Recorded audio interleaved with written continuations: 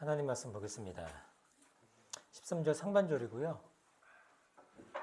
같이 읽어보겠습니다. 시작. 우리를 시험에 들지 않게 하시고 악에서 구하여 주십시오. 우리 한 번 더 읽을까요? 시작. 우리를 시험에 들지 않게 하시고 악에서 구하여 주십시오. 아멘. 우리 옆에 있는 분들과 한번 인사하겠습니다. 하나님 당신을 사랑하십니다. 사랑하고 축복합니다. 오늘은 주기도문 9번째 시간이고요. 이제 다음 주면 이제 주기도가 다 끝나네요. 오늘은 하나님 나라 백성의 영적 전투를 위한 기도 이런 제목으로 말씀을 나누겠습니다. 이제 주기도문이 이제 막바지에 이르렀습니다. 주기도문의 마지막 기도, 그러니까 기도로는 마지막 기도고요. 마지막 이제 그 송영인데 노래거든요. 찬양인데 빼고는 이제 앞에 세 가지 청원, 그다음 두 가지 뒤에 세 가지 청원 해가지고 마지막 이제 기도라고 얘기할 수 있겠죠. 영적 전투 상황에서 살고 있는 하나님 나라 백성이 우리 주님 우리에게 가르쳐 주시는 경고이자 가르침이라고 얘기할 수 있을 겁니다. 오늘날 그리스도인들이 이 땅에서 살 때 큰 고민 없이 또는 어떤 경각심 없이 자기 자신을 돌아보지 않으면 그렇게 살아가고 있는 모습이 좀 있는 것 같습니다. 그래서 조금 비판적으로 얘기하자면 너무 안일한 모습, 너무 무감각한 모습, 그런 모습이 있지 않나? 우리 자신을 좀 돌아볼 필요가 있는 것이죠. 특히 영적인 상황을 생각할 때 이것은 굉장히 심각한 일이죠.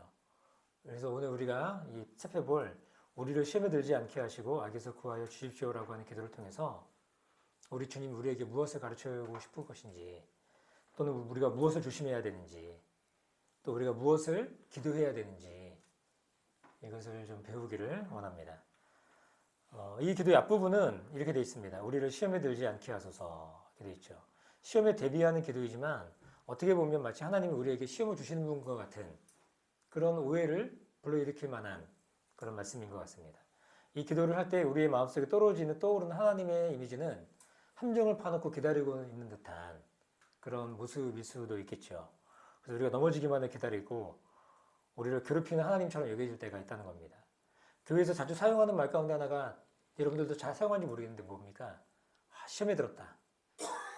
그런 말 있잖아요. 의외로 많은 그리스도인들이 하나님을 매우 이렇게 불편하게 여기는 부분들이 있는 것 같아요. 편협한 분, 또 우리에게 복 주시는데 인색하신 분, 그런 분으로 이제 생각하고 있다는 것이죠. 여러 가지 까다로운 조건을 요구해서 우리가 결국 넘어지면 복을 철회해 가시는 분, 그런 분으로 우리가 오해하기 쉽다는 겁니다. 그러나 어려움을 겪을 때 하나님이 시험을 주셔서 나를 괴롭힌다고 하는 이 생각은 잘못된 생각이고 또 잘못된 하나님에 대한 이미지라고 이야기할 수 있을 겁니다. 뿐만 아니죠. 이 기도에 대한 또 한 가지 오해는 뭐냐면 이 기도가 너무 소극적인 기도다 이렇게 여겨질 만한 모습들이 있다는 겁니다. 시험을 이길 수 있게 달라고 해야지 시험을 피해 요리조리 도망가는 것처럼 보이는 그런 모습 있잖아요. 그러나 이 기도는 소극적이거나 도망치는 기도가 아니라 오히려 매우 적극적인 기도라고 얘기할 수 있는 겁니다. 치열한 영적 전투가 벌어지고 있는 이 세상에서 승리할 수 있는 열쇠가 오늘 우리가 드리는 이 기도에 담겨있기 때문인 것입니다. 먼저 시험에 대해서 살펴볼 것이 있는데 많은 사람이 시험을 아까도 얘기했던 것처럼 뭐 하나님이 주신다 이렇게 생각하지만 야고보 사도는 이 시험에 대해서 아주 명쾌하게 우리에게 가르쳐주고 있다라고 하는 것이죠. 예수님이 가르치신 시험에 들지 않게 하십시오라고 하는 의미를 우리 야고보서 1장을 통해서 좀 살펴보기를 원합니다. 말씀을 좀 보면 야고보서 1장 4절과 그 다음에 12절부터 15절까지 말씀을 우리 같이 한번 읽어볼까요? 자, 읽겠습니다. 시작. 여러분은 인내력을 충분히 발휘하여 조금도 부족함이 없고 완전하고 성숙한 사람이 되십시오. 시험을 견디어내는 사람은 복이 있습니다. 그 사람은 그의 참됨이 입증되어서 생명의 면류관을 받을 것이기 때문입니다.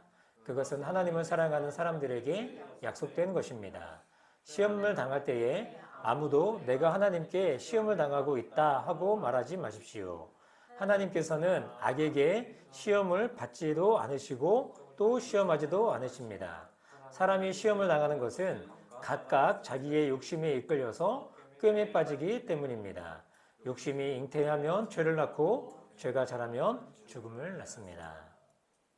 13절에 시험과 하나님에 대해서 이야기하지 않습니까? 야고보는 하나님이 악에게 시험을 받지도 않으시고 우리를 시험하지도 않는 분이다 아주 명쾌하고도 선명하게 보여주고 있는 것이죠. 여기서 시험이라고 하는 것은 영어로 말하면 무엇인지 아시죠? 템테이션입니다. 유혹이죠, 유혹. 그러니까 하나님은 우리를 유혹하는 분도 아니시고 그 어떤 것에서도 유혹을 받는 분이 아니신 분. 그분이 바로 하나님이신 거죠. 우리가 시험에 드는, 우리 유혹에 드는 원인은 하나님에게 있지 않다라고 성경은 얘기하고 있는 거예요. 어디 있어요? 각각 자기 욕심이 있다라고 하는 것이죠. 그러니까 시험은 밖에서 우리에게 들어오는 게 아니에요. 우리 내부에서 자리한 욕심이 원인입니다. 바깥의 어떤 조건이 내면의 욕심과 화학작용을 일으키면 그럴 때 우리는 거기에서 두 가지 반응을 보일 수 있는 거예요. 잘 들어보세요. 우리 바깥에 어떤 조건이 있습니다. 우리 유혹하는 조건이 있어요. 근데 그 우리 내면 안에 있는 어떤 욕심이 있어요. 그것이 반응할 때 문제가 일어나는데 그때 두 가지 반응이 우리가 할 수 있다는 것이죠. 첫 번째 어떤 반응이에요? 시험을 견디어내는 그런 반응 우리가 선택할 수 있다라고 야고보 사도는 이야기하고 있는 것이죠. 여기서 시험을 견디어내는 것이다라는데 이게 뭐냐면 인내하다와 같은 단어를 헬라어는 보여주고 있어요. 마음속에 시험이 생겼을 때 우리는 인내하고 견디어낼 수 있습니다. 인내력을 충분히 발휘하여 시험을 견뎌 나갈 때 우리는 어떻게 됩니까? 오늘 야고보 사도가 얘기하는 것처럼 조금도 부족함이 없이 완전하고 성숙한 사람이 된다. 4절에 보니까 그렇게 이야기하고 있는 거예요.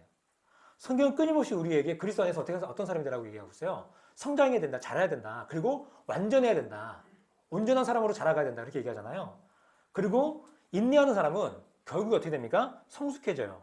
그리고 온전함을 옷 입고 결국에는 온전한 사람이 되고 참됨이 입증되는 거예요. 진정성이 있는 거예요. 우리 가운데. 그래서 마지막에 어떻게 됩니까? 야고보 사도 얘기한 것처럼 생명의 면류관을 받게 된다. 이것이 여러분 어때요? 외부적으로 시험에 어떤 상황이 있고 우리 안에 내면에 욕심이 있을 때 이렇게 부딪혔을 때 우리가 견뎌낼 수 있는 거예요. 견뎌내는 걸 선택하면 우리는 자라요. 우리 성장합니다. 그리고 결국에는 우리가 우리의 진정성이 입증이 돼요. 참됨이 입증된다. 그래서 생명의 면류관을 얻게 돼 있다. 그렇게 얘기하는 것이죠. 두 번째 어떤 겁니까? 시험을 품는 거예요. 외부적인 시험이 있고요. 내면에 욕심이 생겨. 그 부딪혀. 그럼 어떻게 되느냐? 인내하고 버티면서 싸우는 것이 아니라 닭이 알을 품듯이 그 욕심을 받아들이면 유혹으로 키워내는 것이죠. 그 유혹은 실제적인 죄로 이어지고 결국에 죽음이라는 참담한 결과로 이어진다는 것을 볼 수 있는 것이죠. 그래서 뭐라고 그래요? 욕심이 잉태하면 죄를 낳고 죄가 자라면 죽음을 낳습니다라고 이야기하고 있는 것이죠. 여러분 표를 제가 보여드렸는데 그 강의 안에도 한번 보여주실까요? 여기 자기 욕심이 뭡니까?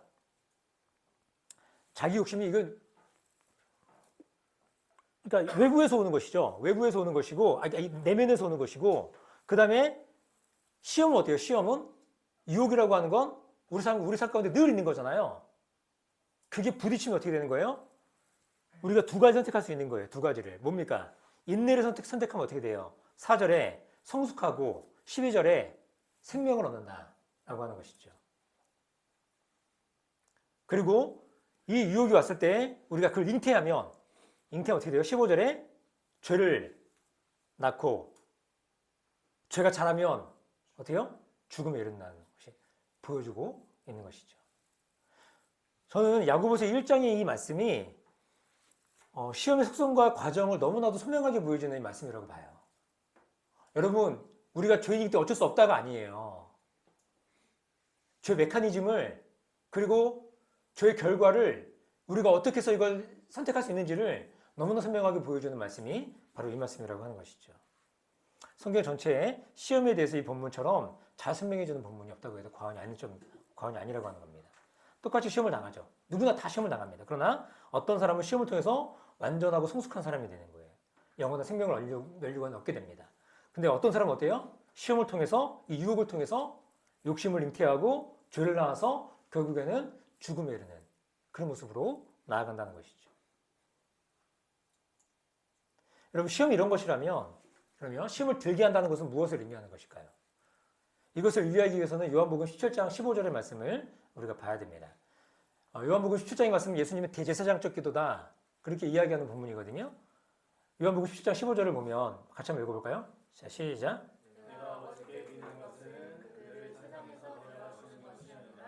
악한 자에게서 그들을 지켜주시는 것입니다. 여러분 예수님은 곧 떠나십니다. 그리고 나서 제자들을 위한 대제사장적 기도를 마지막으로 하시는 거예요. 그 제자들 세상에 남죠. 그 제자들 우리들 이 세상 속에서 우리 욕심을 자극하는 수많은 조건들이 우리는 둘러싸일 수밖에 없는 거예요. 예수님이 제자들을 세상에서 데려가신다면 자기 욕심에 걸려 넘어지는 일은 없겠죠. 그러나 이것이 아버지의 뜻임이 아닌 것을 알고 있는 거예요. 주많은 세상 우리가 왜 삽니까? 이 땅에서.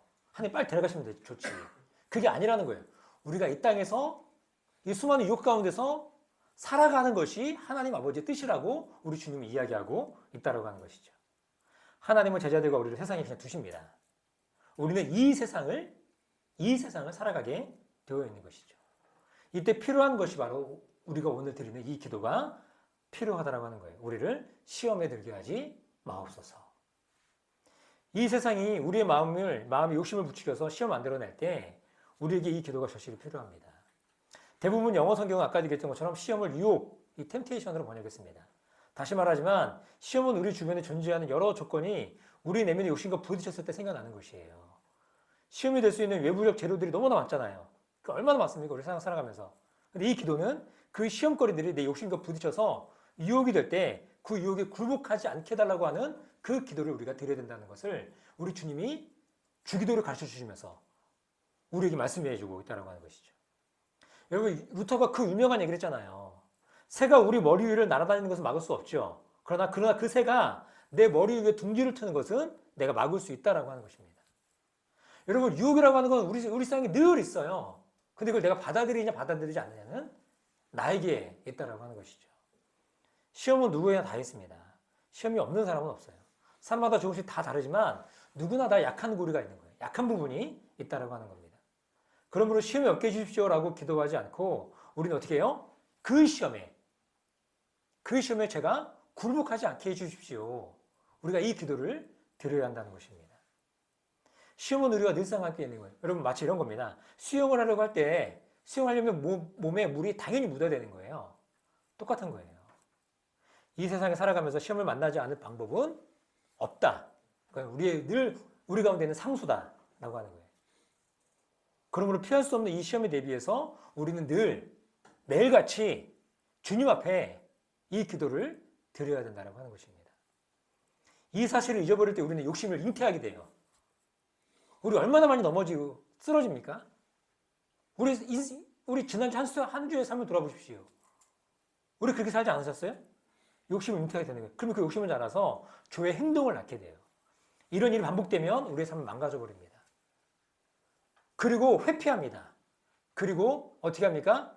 그거를 거기에 대한 나 어쩔 수밖에 그럴 수밖에 없는 존재야라고 하는 걸 그렇게 자기를 세뇌시키는 그런 모습이 있다라고 하는 거예요. 그럼 우리 인생이 망가져 버린다고 하는 거예요. 하나님 우리가 그렇게 살기를 원치 않으신다고 하는 것입니다. 여러분, 우리 인생에서 가장 큰 유혹, 많은 유혹 있잖아요. 상수라고 했으니까. 그 중에 가장 큰 유혹이 뭡니까? 돈이잖아요. 우리가 풍성추하면 우리에게 다가오는 게 있잖아요. 근데 그 중에 돈이라고 하는 건 이 모든 걸 다 할 수 있는 거예요. 권력도 살 수 있고요. 명예도 살 수 있고요. 쾌락도 살 수 있고요. 다 할 수 있는 게 바로 이 돈이라고 하는 것이죠. 돈으로 거의 모든 것을 할 수 있는 세상이라고 하는 겁니다. 이 돈에 대한 유혹이 우리 가운데 없습니까? 있죠. 그 유혹을 받아들일 거냐? 아니면 내가 거기서 인내할 거냐? 내가 그 안에서 인내를 통해 성장하고 성숙할 거냐? 그래서 결국에 하나님 앞에 내 참된, 내 진정성을 인정받을 거냐? 여러분, 거기에 이 기도가 우리에게 필요하다고 하는 것이죠. 또 뭐가 있어요? 남성들은 성적인 유혹에서 벗어나기 어렵잖아요. 제가 가끔 그 스레드라는 걸 보거든요. 여기 불륜에 관한 이야기가 넘쳐나더라고요. 도대체 어떤 세상을 사는 사람들인지 모르겠어요. 요즘에는 뭐 남성만은 아닌 것 같아요. 여성들도 굉장히 많은 불륜에 노출되어 있고 그런 것 같습니다. 유혹의 가장 큰 위험은 내가 넘어지지 않을 거라는 확신인 거죠. 사실 착각이죠. 저라고 왜 유혹에 안 넘어지겠어요? 이런 사람들은 이 시험에 관한 기도를 드리지 않습니다. 나도 넘어질 수 있다는 것을 아는 사람만 이 기도를 진지하게 고백하며 드릴 수 있다고 하는 것이죠. 우리는 모두 약합니다. 그러므로 자신하지 말고 방심하지 말고 우리는 이 기도를 드릴 수 있어야 된다고 하는 것이죠.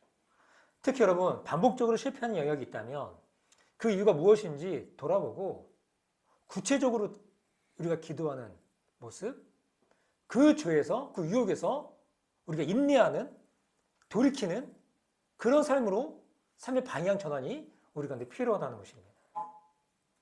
또한 인생의 중요한 결정을 내릴 때 우리 이 기도가 필요한 것이죠. 우리의 육체와 마음이 약해졌을 때도 우리 이 기도가 필요합니다. 우리가 성공해서 마음이 높아지고 편안해지고 성공에 취했을 때 그때도 우리는 이 기도를 드려야 된다는 것입니다. 우리는 늘 주님이 가르치신 이 기도, 우리를 시험에 들게 하지 마시고 악한 자에게서 우리를 건져주십시오. 우리를 구해주십시오. 라고 하는 기도를 드려야 된다고 하는 것입니다. 또한 이 기도는 우리라고 하는 공동체를 돌보는 기도예요.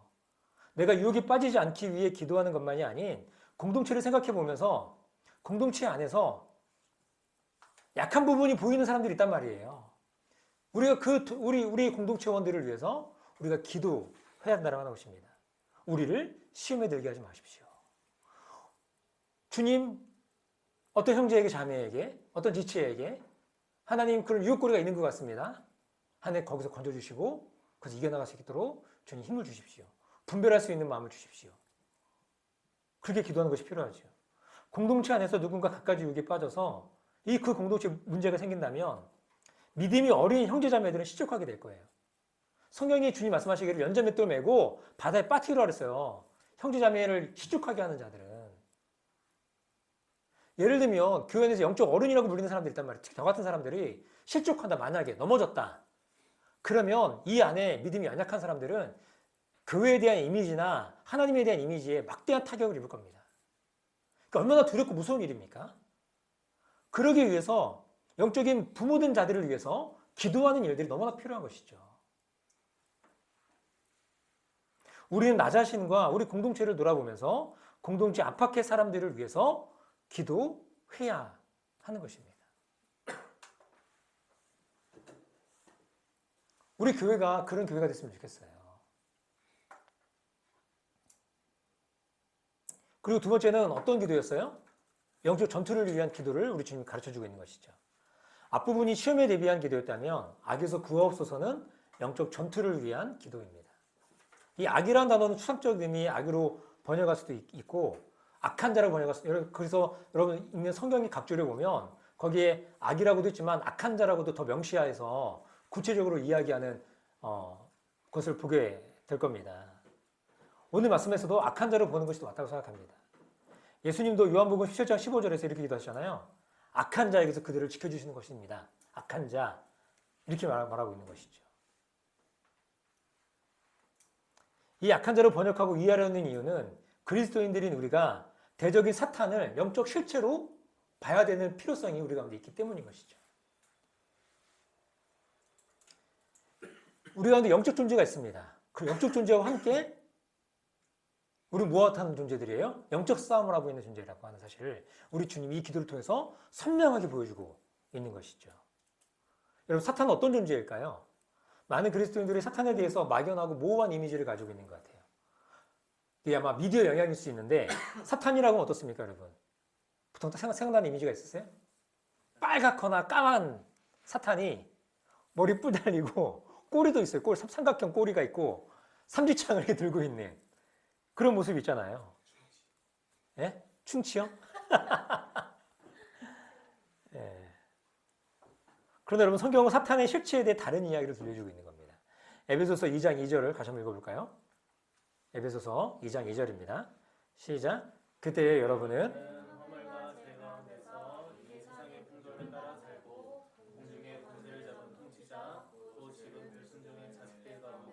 작용하는 영을 따라 살았습니다. 여러분, 이 말씀이 예수님을 알기 전 우리의 모습을 보여주고 있는 거잖아요. 그때에 여러분은 허물과 죄 가운데 빠졌을 그때에 그리스도 바깥에 있을 우리 그때에 우리 어떤 사람이 살았어요? 이 세상의 풍조를 따라 살고 공중의 권세 잡은 통치자를 그 통치자의 휘하가 됐던 사람들이 바로 우리라고 하는 것을 보여주고 있는 거예요. 불순종의 자식들 가운데 작용하는 영, 그걸 따라 살았던 사람들이 바로 우리다라고 하는 것이죠. 그 중에서 매우 중요한 특징이 있는데 여기 공중의 권세 잡은 통치자라고 하는 것이잖아요. 그래서 통치자는 배터리가 없군요. 여기서 통치자는 왕자, 프린스라고 어떤 번역에서는 번역이고, 그러니까 그 킹제임스 버전인가요? 거기서 이렇게 번역했고요. 그 다음에 또 어떤 번역에서는 영어에서 룰러라고 번역합니다. 지배자.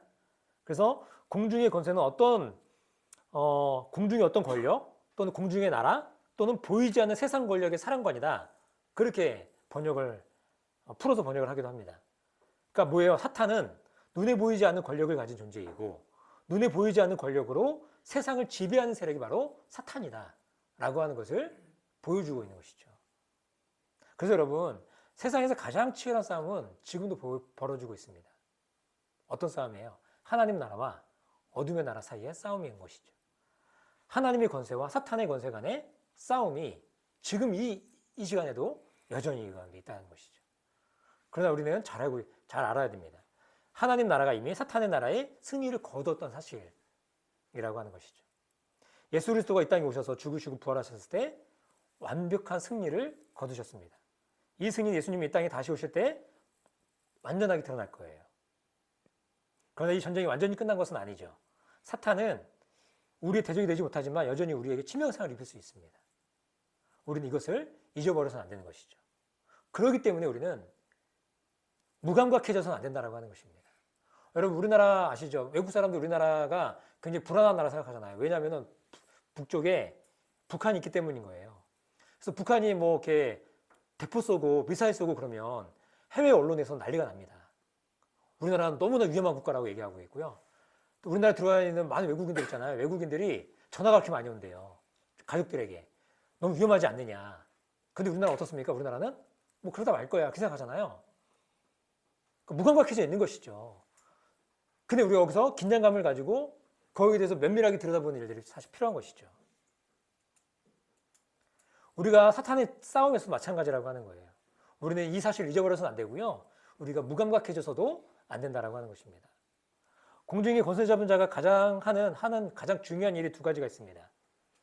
공중의 권세 잡은 자가 하는 중요한 일이 뭘까요? 첫 번째는 우리가 하나님을 사랑하고 의리하는 것을 방해합니다. 또 한 가지 뭐냐면 하나님의 사랑을 받아서 다른 사람을 더욱 사랑하는 일들을 방해하고 있다라고 하는 거예요. 다시 말해 뭐예요? 하나님을 사랑하는 걸 못하게 만들고요. 이웃 사랑하는 걸 못하게 만드는 것이 이 세상의 공중권세 잡은 자들이 하는 아주 중요한 일이라고 하는 것입니다. 그래서 사탄은 우리 마음속에 깊숙이 들어와서 아주 교묘하게 회방을 놓고 있다는 거예요. 어리석은 사람들은 자기 속에 들어와 있는 사탄의 공격을 분별해내지 못합니다. 그래서 어떻게 하냐면 우리의 적을 상정할 때 이웃 종교를 상정해가지고 그렇게 이웃 종교와 대결을 벌이고 대결하고 그를 적으로 상정하는 모습이 있는 거예요. 그 대표적인 예가 무엇입니까? 우리 중세 십자군 전쟁 같은 경우가 바로 그런 것이었죠. 우리의 대적은 그런 대적이 아니라고 하는 것이에요. 이웃 종교보다 더 크고 악한 우상은 어때요? 지금 내 마음속에 들어와 나를 컨트롤하고 있는 우상이라고 하는 것입니다. 그 우상이 어떤 우상입니까? 가장 중요한 게 자기만 생각하게 만드는 자기 중심성이라고 하는 우상. 이걸 우리가 봐야 될 필요가 있는 것이에요. 우리는 무슨 일을 하든지 이 일이 나에게 어떤 유익이 있는지 또는 손해가 되는지 본능적으로 계산하잖아요. 우리가 하나님을 사랑하고 이웃을 사랑할 때 우리에게 당장 이익이 주어지는 경우는 많지 않습니다. 공중의 권세 잡은 자는 우리 속에 끊임없이 나에 대한 관심을 고조시킨다고 하는 거예요. 그래서 하나님 앞에 나아갈 때도 성도와 이웃을 섬기게 할 때도 나 자신에게만 집중하게 만드는, 그래서 하나님을 사랑하지 못하게 만들고 이웃도 사랑하지 못하게 만드는, 이걸 분별하지 못하면 우리는 여전히 넘어지는 거예요. 그래서 이 율법의 마침이 무엇입니까? 하나님 사랑과 이웃 사랑이라고 우리 주님이 이야기해주고 있는 것이죠.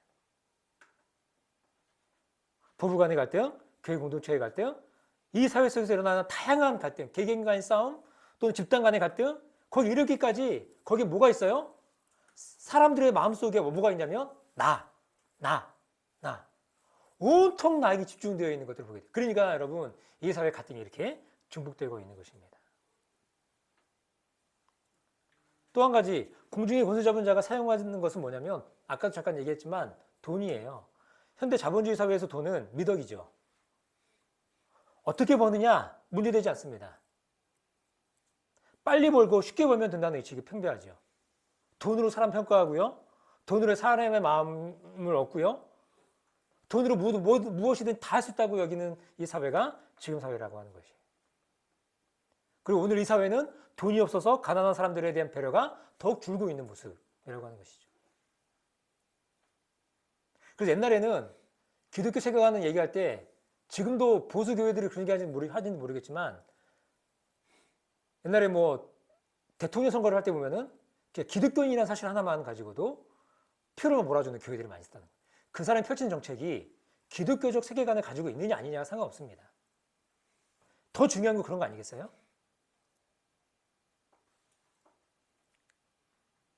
현대사회에서 기술은 또 다른 또 우상이죠. 새로운 첨단 기술은 우리를 매혹시키고 새로운 세계로 인도하는 것 같습니다.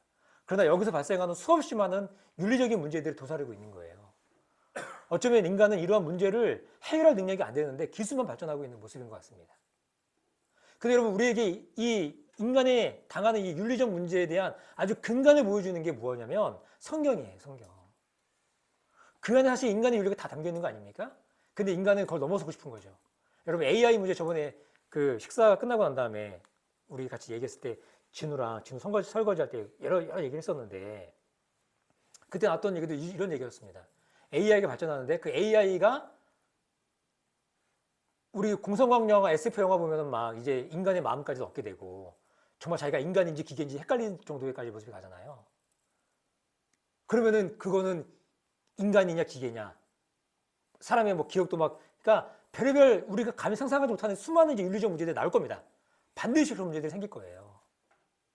AI가 어디까지 발전할 것인지, 윤리적 문제와 돈이 붙였을 때 인간은 무엇을 선택할 것인지, 기술과 돈이 우상이 된다면 인간의 판단 능력을 믿지 못하게 될 거예요, 이제. 이게 기술이라고 하는 우상의 실체인 거죠. 국가는 어떻습니까? 여러분, 완전하게 도덕적인 국가가 이 땅에 있습니까? 그런 국가는 없습니다. 국가가 우리를 진짜 안전하게 지켜줄까요? 국적이 나의 가치를 결정할까요? 아니요. 그렇지 않아요. 그래서 우리 그리스도인들은 국가주의 함정에서 벗어날 필요가 있다고 하는 것이죠.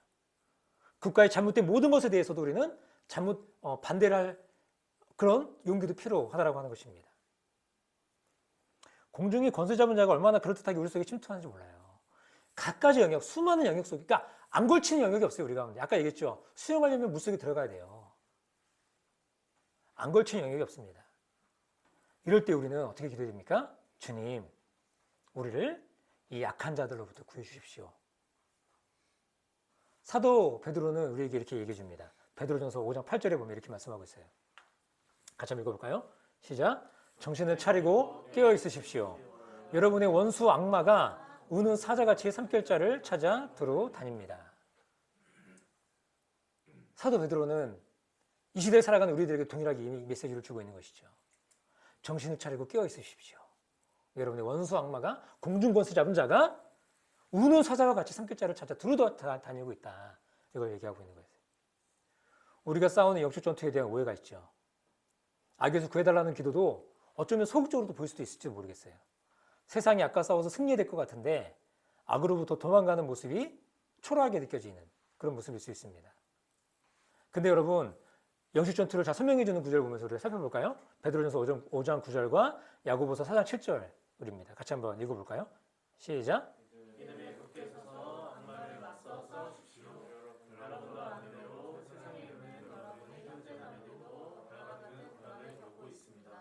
그러므로 하나님께 복종하고 악마를 물리치십시오. 그리하면 악마는 달아날 것입니다. 여기 보면 맞서 싸우십시오. 또 물리치십시오. 베드로전서는 맞서 싸우라고 얘기하고 있고 야고보 사도는 물리치라고 얘기하고 있잖아요. 이게 헬라어로 같은 단어입니다. 영어 성경에서 이것을 레지스트, 저항하다 이렇게 번역했어요. 저항이라고 하면 여러분 프랑스의 지하운동 있잖아요. 레지스탕스 생각나지 않습니까? 독일에 쳐들어왔을 때 맞서 싸운 프랑스의 레지스탕스처럼 저항하라. 그런 의미로 우리가 볼 수 있잖아요. 그런데 이 저항하는 거, 영적 전투에는 전제 조건이 있어요. 베드로전서에 뭐라고 얘기합니까? 믿음에 굳게 서서, 그리고 하나님께, 야고보 사도는 하나님께 복종하고 라고 하는 것이죠. 베드로와 야고보는 이 영적 전투의 본질을 꿰뚫어 보고 있는 것이죠. 우리가 저항할 때 그때 우리가 어디에 기반이 있어야 되는 것이냐면 바로 주인이신 하나님, 그 하나님께 이 싸움이 달려있다는 사실을 우리는 고백해야 된다고 하는 것입니다. 그러면 우리가 악에게 저항하는 것은 믿음에 굳게 서서 하나님께 복종하는 것에 서서 우리가 해야 된다고 하는 것이에요. 이럴 때 이 전쟁의 승리가 하나님께 달려 있다라고 하는 그 고백이 담겨 있다라고 하는 것이죠. 그러므로 이 기도는 궁극적 승리의 비결을 아는 사람이 드리는 담대한 그런 기도라고 이해할 수 있는 것입니다. 우리를 공격한 사탄의 전략이 있어요. 아주 전통적인 전략이 있습니다. 뭡니까? 사단은 우리를 이 땅에 살아가는 우리들에게 공략할 때 어떻게 공략하냐면 우리의 생존 방식에 불안을 주장하는 거예요. 우리 생존 방식에. 그래서 우리 주님이 우리의 생존 방식에 대한 기도를 가르쳐 줬잖아요. 오늘날 우리에게 일용할 양식을 주십시오. 하나님을 의존하는 삶이 그 아름다움이 무엇인가를 우리에게 기도로 가르쳐 주고 있는 것이죠. 사탄 어떻게 공략하느냐 또 우리의 관계를 깨뜨리는 거예요. 우리 서로에 있는 관계들. 우리의 연대를 깨뜨리는 모습이 있다는 겁니다. 그리고 마지막 뭐예요? 우리의 약함, 우리 약한 연결고리, 약한 고리, 그걸 공격하고 있다고 하는 것입니다. 사탄은 이렇게 우리를 집요하게 공략합니다. 이럴 때는 우리 어떻게 되는 거예요? 믿음에 굳게 서서 하나님께 복종하고 악에게 맞서 싸우는, 대항하는, 물리치는, 맞서 싸우는 그런 모습이 우리 가운데 필요한 것입니다. 여러분, 우리가 하나님 나라를 위해 살겠다고 나서면 사탄은 제일 먼저 우리를 공격할 거예요. 근데 우리가 숨어 있고 전쟁이 이뤄졌는데 우리 참호 속에서 우리 나오지 않고 벌벌 떨면서 이렇게 있으면 건드리지 않습니다, 사탄은. 그러나 적극적으로 우리가 하나님 나라를 살아내겠다고 한다면 사탄은 우리를 공격할 거예요. 그러면 저는 참호 속에 숨어 있을래요. 여러분 그럴 겁니까? 우리는 그럴 수 있는 존재가 아니에요. 걱정하지 마십시오. 아까 뭐라 그랬어요? 하나님 이 전쟁에서 승리했다, 승리하지 않았다? 승리하셨어요. 앞으로도 승리하실 것입니다. 그리고 우리에게 완전한 승리를 가져다 주실 겁니다. 그러하기에 영적 전투에 참여하는 하나님 나라 백성은 반드시 이 기도를 드려야 돼요. 악에서 구하여 주십시오. 이 전쟁의 승리는 당신에게 달려 있습니다. 내가 당신을 신뢰합니다.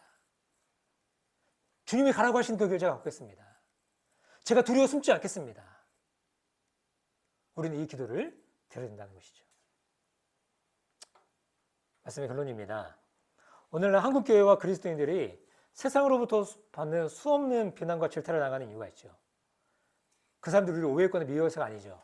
오히려 공중에 권세 잡은 자가 퍼뜨리고 있는 이 세상의 가치관, 부끄러운 모습, 그런 것들이 우리 속에 그대로 다 드러나 있는 거예요, 사실은. 우리는 뭐 다른 교회라고 감히 그렇게 얘기할 수 있을까요?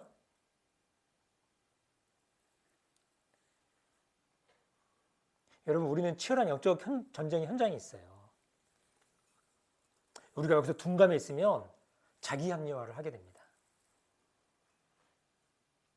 그러면 세상 사람들은 교회를 향해서 더욱더 소망을 갖지 않을 거예요.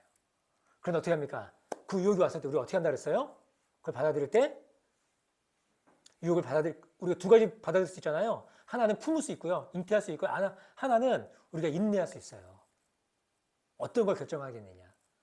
그 안에 우리가 진정성을 정말 우리가 교회 안에 우리의 진정성을 보인다면, 참됨이 이쯤 된다면 하나님 우리에게 생명의 멸류관 주신다니까요.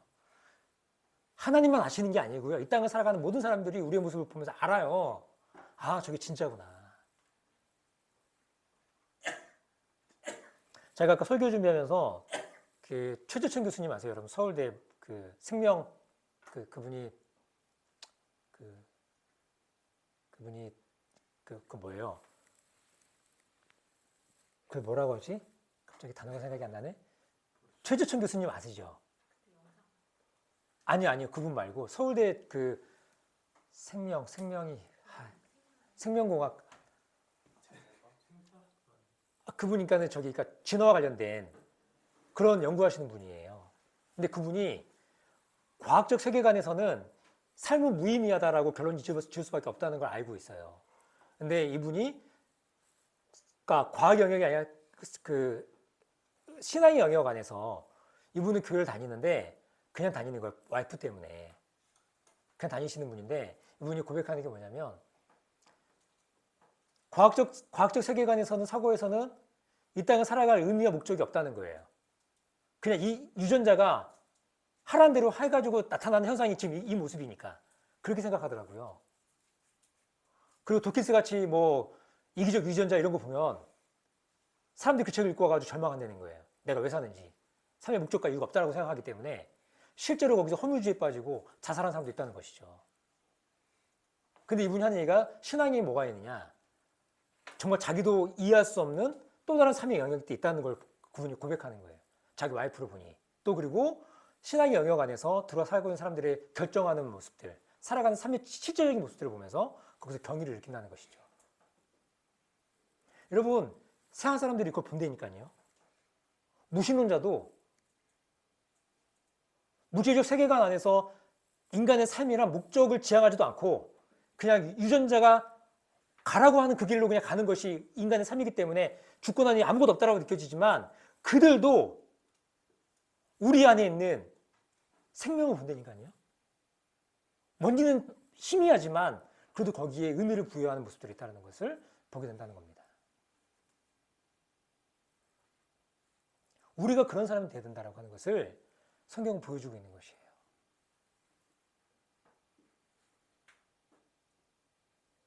우리가 여기에 둔감해 있으면, 영적 싸움에 둔감해 있으면 자기 합리화 쩝니다. 난 원래 그런 사람이야. 제가 옛날에 그런 진짜 얘기 많이 했거든요. 나 원래 그런 인간이야. 야, 목사님들도 그래. 평신도쯤인 나야. 얼마든지 그럴 수 있어. 야, 교회는 원래 불완전한 거야. 인간이 원래 다 그런 거지 뭐. 이런 자기 합리화는 영적 전투의 필요성을 느끼지 못하게 만듭니다. 그리고 우리가 그리스도인이 살아가는 이 세상 속에서 우리의 진정성을 보여줄 수가 없어요. 우리 참됨에 입증할 수가 없습니다. 그러나 하나님 나라를 꿈꾸며 이 기도를 드리는 사람은 우리는 이와 같은 합리화를 하지 않기로 결단한 사람들이라고 하는 것이에요. 그래서 어떻게 기도합니까? 하나님, 이 유혹에서 저를 지켜주십시오. 제가 인내할 수 있는 능력을 주십시오. 제가 이것을 견디겠습니다. 잘 인내하겠습니다. 제가 그래서 성숙해지겠습니다. 성장하겠습니다. 내가 주님을 닮아가겠습니다. 그럼 세상 사람들이 내가 원하는 건 아니지만 내가 그렇게 살아가는 모습을 보았더니 세상 사람들이 저게 뭔가 진짜가 있구나. 그 참됨이 입증되는 것이죠. 진정성이 인정되는 것입니다. 그리고 또 어떻게 기도합니까? 악한 자에게서 세상의 공중것을 잡은 자들의 그 유혹에 제가 속지 않겠습니다. 그것이 만들어 놓은 그 세계관 속에 제가 들어가 살지 않겠습니다. 제가 하나님 따라 살겠습니다. 고백하는 것이죠. 그래서 우리는 매일매일 이 기도를 드려야 된다는 것이에요. 왜냐하면 우리의 일상은 영적 전쟁터이기 때문인 것입니다. 우리 이렇게 한 주 한 주를 또 하루하루를 매 순간을 이렇게 주님 앞에서 이 두 가지 갈림길 속에서 우리의 내면과 우리의 외부에서 오는 이 맞부딪힘 속에서 인내할 거냐, 이걸 품을 거냐, 이걸 고민하며 살아갈 수 있는 저 여러분 되시기를 축복합니다. 주님 감사합니다. 루터가 얘기했던 것처럼 나의 머리 위를 날아다니는 새는 어쩔 수 없지만 그 새가 내 머리 위에 둥지를 튼다고 한다면 적극 그것을 거부할 수 있는 그런 마음을 우리가 허락해 주시기를 간절히 구합니다. 이 영적 싸움을 진지하게 그리고 치열하게 살아낼 수 있는 우리 진실한 교회 식구들 한 사람 한 사람 되게 하여 주십시오. 예수님 이름으로 기도합니다. 아멘. 자, 우리